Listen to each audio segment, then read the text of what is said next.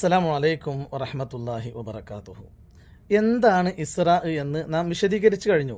അള്ളാഹുവിൻ്റെ ഹബീബിൻ്റെ രാപ്രയാണം. ആ ഇസ്രാഇൻ്റെ രാത്രിയിൽ ഇപ്പോൾ അള്ളാഹുവിൻ്റെ പ്രവാചകൻ ഉള്ളത് ജിബ്രീൽ അലൈഹിസ്സലാമിനോടൊപ്പം മറ്റു പ്രവാചകന്മാരുടെയൊക്കെ അനുഗ്രഹം കൊണ്ട് നിറക്കപ്പെട്ട മസ്ജിദുൽ അഖ്സയിലാണ്. അവിടെ സംഭവിച്ച ഒരു കാര്യം ഇമാം മുസ്ലിം തൻ്റെ സഹീഹിൽ ഉദ്ധരിക്കുന്നത് ഞാൻ നിങ്ങൾക്ക് മുമ്പിൽ സമർപ്പിക്കുകയാണ്.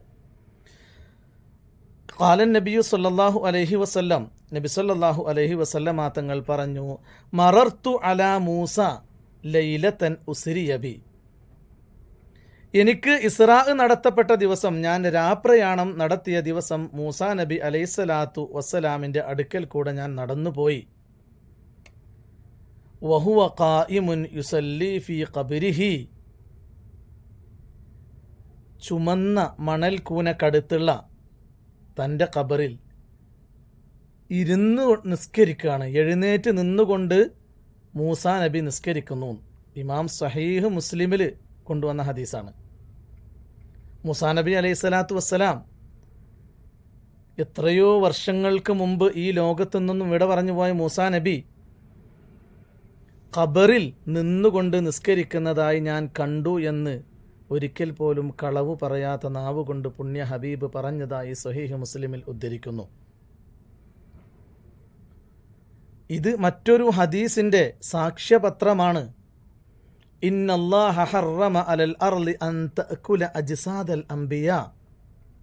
അംബിയാക്കളുടെ ശരീരം, അതുപോലെ തന്നെ ഔലിയാക്കളുടെയൊക്കെ ശരീരം ഭക്ഷിക്കുന്നതിനെ തൊട്ട് അല്ലാഹു സുബ്ഹാനഹു വ തആല മണ്ണിനെ വിലക്കിയിരിക്കുന്നു.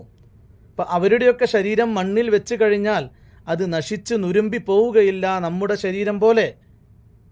അവർ എല്ലാ കാലത്തും അതിനകത്ത് സുഖസുന്ദരമായി ജീവിക്കുന്ന ആളുകളാണ് എന്ന ഹദീസിൻ്റെ സാക്ഷ്യപത്രം കൂടിയാണ് അള്ളാഹുവിൻ്റെ ഹബീബിൻ്റെ ഈ കാഴ്ചയും ആ കാഴ്ചയെക്കുറിച്ചുള്ള വിവരണവും. അള്ളാഹു സുബ്ഹാനഹു വ തആല പരിശുദ്ധ ഖുർആനിൽ പറഞ്ഞ ബാറക്കിന ഹൗലഹു, ചുറ്റുഭാഗവും ബറക്കത്ത് ചെയ്യപ്പെട്ട എന്ന് പറഞ്ഞ ആ മസ്ജിദുൽ അഖ്സ, അതിപ്പോൾ യഹൂദന്മാരുടെ കയ്യിൽ, ശരിക്ക് സത്യത്തിൽ നമുക്കൊരു ആരാധനാ സ്വാതന്ത്ര്യം പോലുമില്ലാത്തൊരവസ്ഥയിലാണുള്ളത്. അവരുടെ കൈകളിൽ നിന്നും മോചിതമാകാനും അവിടെ പോയിക്കൊണ്ട് ഇബാദത്ത് ചെയ്യാനുമൊക്കെയുള്ള തൗഫീഖ് നമുക്ക് നൽകി അനുഗ്രഹിക്കട്ടെ. മിഅ്റാജ് ഇൻഷാ അല്ലാഹ് അടുത്ത പാർട്ടിൽ വിശദീകരിക്കാം. അസ്സലാമു അലൈക്കും.